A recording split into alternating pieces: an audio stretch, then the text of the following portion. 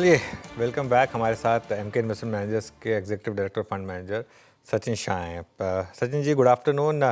क्या भी बन रहा है इस समय मार्केट पर, क्योंकि एक बड़े मूव के बाद पिछले करीब 8-10 दिन से हम एक कंसोलिडेशन में रहे हैं। हाय अनुज, धन्यवाद। Always pleasure to be with you, thank you. हाँ, आपने सही कहा, अभी काफी अच्छा कंसोलिडेशन चल ही रहा है। और हमको पता है कि एक पर्टिकुलरली मई मंथ और जून मंथ ये दोनों महीने में बाजार काफी बढ़ा। और अगर आप पूरा क्वार्टर देखते हैं अप्रैल मई जून, तो I think large cap indices तो 10 से 12% बढ़े, लेकिन मिड कैप और स्मॉल कैप 15 से 20% बढ़े। तो आई थिंक ये पहला 10 दिन जो जुलाई में कंसोलिडेशन हुआ है, आई थिंक काफी हेल्दी है। That's number one. Number two, I think थोड़ा सा अंडरलाइन शायद नर्वसनेस भी है बिकॉज ऑफ द टैरिफ, क्योंकि जो 9 जुलाई का जो डेट दिया है, जो आज रात को उन्होंने बताया है, या ये महीने में 9 का 15-20 जो भी होगा, बट इन दिस वीक और नेक्स्ट 10-15 डेज जो क्लैरिटी आना है टैरिफ पे, वो आ जाएगी। तो आई थिंक एक बार वो हो जाएगा, प्लस रिजल्ट सीजन भी है, तो उसके कारण थोड़ा सा नर्वसनेस शायद है, इसीलिए भी शायद मार्केट थोड़ा सा कंसोलिडेशन फेज है। नर्वस भी है सचिन जी, अब लेकिन थक भी क्या है, रोज़ बरोज़ की यही कहानी है ना, रोज़ बरोज़ की। बट आपकी एक कैलकुलेशन भी है। आई मीन ठीक है, ये टैरिफ्स जब आएंगे, परसेंटेज जो है वो हमको जब मालूम होगी, तब हर सेक्टर अपनी अपनी कैलकुलेशन करेगा। But considering I think this news flow as far as your earnings expectation, इस प्राइस पे अच्छा, best placed in terms of risk reward ratio आपको लग क्या रहा है, क्या चीज़ कर रहे हैं आप लोग इस वक्त?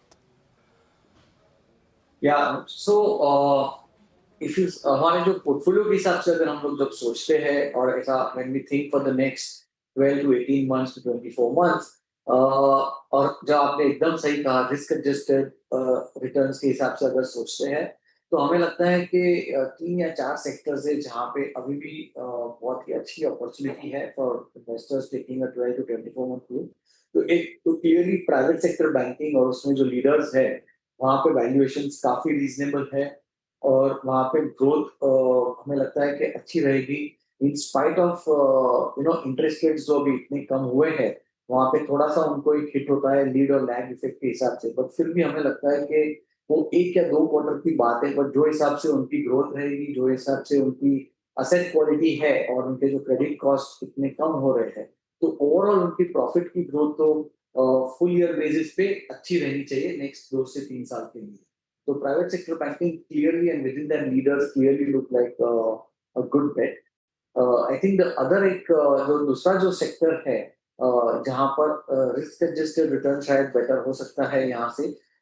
जैसे आपने देखा कि फर्स्ट क्वार्टर में जितने भी अपने ऑटो वॉल्यूम्स है, वो काफी सबड्यूड रहे, लेकिन जो हिसाब से हम सोचते हैं कि आरबीआई ने इतनी लिक्विडिटी ईज की है, इतने इंटरेस्ट रेट्स कम किए हैं, जो हिसाब से गवर्नमेंट ने बजट में इतनी अच्छी बचत कराई है टैक्सेस की, तो कहीं ना कहीं ये फेस्टिवल सीजन में जो अपने सेकेंड और थर्ड क्वार्टर के बीच में एक रिवाइवल अच्छा होना हाई प्रोबेबिलिटी है इन द ऑटो सेक्टर। तो वहां पे भी रिस्क रिवॉर्ड शायद फेवरेबल है, क्योंकि एक चीज हमें ये ध्यान रखना है कि ये सेक्युलर सेक्टर है। एक आध साल बीच में थोड़ा सा लो ग्रोथ हो सकता है, पर अगर आप 2-3-4 साल का व्यू रखते हैं, जो बाजार हमेशा थोड़ा सा लॉन्ग टर्म सोचता है, और वहीं पे वैल्यूएशन होते हैं, तो वहां पे ये जो हिसाब से अपने कंट्री के आज की तारीख में पेनिट्रेशन लेवल्स है, अगर इट इज टू व्हीलर और पैसेंजर व्हीकल्स जो भी आप बोले, सब जगह पे यहाँ पे 7-8% का वॉल्यूम ग्रोथ होगा, प्लस जो प्रीमियमाइजेशन स्टोरी है, उसके कारण एक्चुअली वैल्यू ग्रोथ को डबल डिजिट में आने की पूरी संभावना है नेक्स्ट 2-3 साल की कंपाउंडेड के हिसाब से। तो ऑटो स्टॉक्स में भी मुझे लगता है कि रिस्क एडजस्टेड रिटर्न काफी favourable. Okay, good afternoon Sachin ji. वैसे आपने 4 सेक्टर्स बताए, प्राइवेट का जिक्र किया, लेकिन 2 ही सेक्टर आपने बताए, प्राइवेट सेक्टर बैंकिंग और ऑटो सेक्टर। एफएमसीजी पर आपका क्या नज़रिया होगा? क्वार्टर 1 अपडेट्स तो ठीक ठाक नज़र आ रहे थे और अच्छी खासी बाइंग हमें वहाँ पे नज़र आ रही है, 1.5% के करीब ये पूरा इंडेक्स तेज़ी के साथ कारोबार कर रहे हैं। पिछले 6-8 महीनों से देखिएगा आप तो काफ़ी ज़्यादा पेन में था, अब क्या यहाँ पे मौके बनेंगे? एफएमसीजी में 2-3 चीज अच्छी है कि एक तो उनके काफी स्टॉक्स की प्राइस और टाइम करेक्शन हो चुका है, मतलब बोथ वैल्यूएशंस और टाइम करेक्शन दोनों हुआ है लास्ट 3-4 साल से। जैसे अगर आप देखते हैं तो शायद हिंदुस्तान लीवर का भी पी अभी 50 के नीचे आ गया, 45-50 के बीच में आ गया, जो एक जमाने में 65 हुआ करता था 2 से 3 साल पहले। तो एक अच्छा सा प्राइस करेक्शन हो चुका है, प्लस टाइम करेक्शन भी हो चुका है। दूसरी बात ये है कि जो हिसाब से ये साल मानसून है, वो हिसाब से ऐसा, और ओवरऑल रूरल इकोनॉमी भी काफी ग्रीन शूट्स दिख रहे हैं। जैसे जो रियल इनकम ग्रोथ कहते हैं, वो बहुत, आई थिंक 2 या 3 साल के बाद रूरल इकोनॉमी में अभी रियल इनकम ग्रोथ पॉजिटिव हो रहा है। तो शायद उसके कारण ऐसा लग रहा है कि नेक्स्ट 6 से 12 महीने में कंजम्पशन जो एफएमसीजी है, नॉन डिस्क्रिशनरी कंजम्पशन पर्टिकुलर है, वहां पे भी एक 7 to 10% का ग्रोथ आने की अच्छी संभावना है। So if somebody is looking to play a trade for next 6 to 9 months, maybe there is a possibility. Okay अच्छा, निफ्टी एफएमसीजी सचिन जी जिसका आप जिक्र कर रहे थे, जो का प्रश्न था, ये है रिकवरी मोड में। अभी तक इसने बाजार की पिछले 6 महीने के रिवर्सल में अभी तक कोई पार्टिसिपेट नहीं किया, बट कुछ ऐसे सेक्टर्स जो कि अब ऑल टाइम हाई पे ट्रेड कर रहे हैं, और लीडर्स की लीडरशिप में, I mean look at cement, UltraTech cement को देखिए आप, ऑल टाइम हाई। सीमेंट पे आपका टेक इस वक्त? See, सीमेंट में बहुत clearly it is link to the infrastructure and housing, दोनों में अच्छा ग्रोथ हो रहा है। गवर्नमेंट का केपेक्स भी अभी काफी रिवाइव हो चुका है। जैसे आपने देखा होगा अप्रैल और मई मंथ में जो केपेक्स हुआ है, बहुत ही हाई नंबर आया है और कंटिन्यू शायद रहेगा। और housing is also all over India में हाउसिंग जो की सेल्स हो रही है, जो सब कंस्ट्रक्शन हो रहा है, तो आई थिंक सीमेंट में भी डिमांड तो काफी अच्छी है।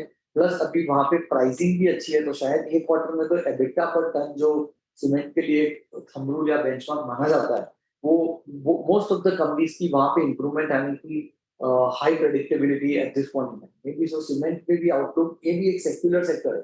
Other very important thing cement की ये है, compare to all the other commodities, यहाँ पे आपको इंपोर्ट की थ्रेट नहीं है, यहाँ पे आप इंपोर्ट पैरिटी प्राइसिंग नहीं है, यहाँ पे आपकी डोमेस्टिक डिमांड, डोमेस्टिक सप्लाई के हिसाब से आपका प्राइसिंग होगा, और वही हिसाब से आपकी प्रॉफिटेबिलिटी होगी।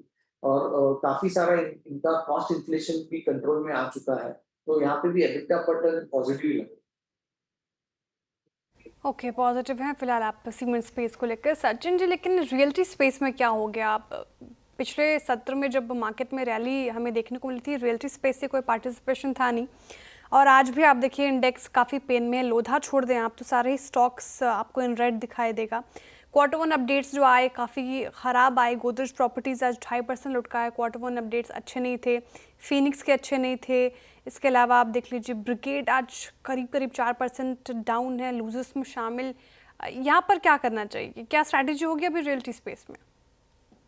रियल एस्टेट कंपनीज का जो है वो थोड़ा सा सिक्लिकलिटी रहता है, और आपने अगर देखा होगा तो काफी बड़ा है रियलिटी इंडेक्स लास्ट 3 से 6 महीनों में।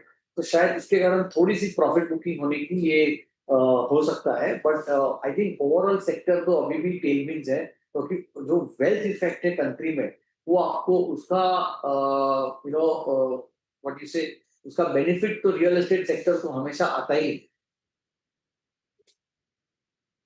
गिरावट में बाइंग की जा सकती है फिर रियल्टी स्पेस पे सचिन जी?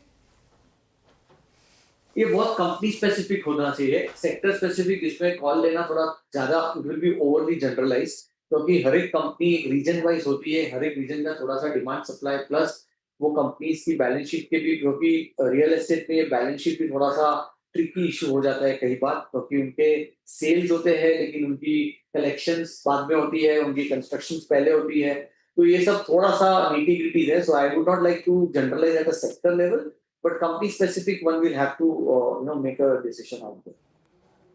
ओके सचिन जी, बहुत बहुत शुक्रिया आप इस कार्यक्रम में शामिल हुए, सभी सेक्टर्स पे अपनी राय रखी आपने, बहुत बहुत शुक्रिया। Thank you. अनुज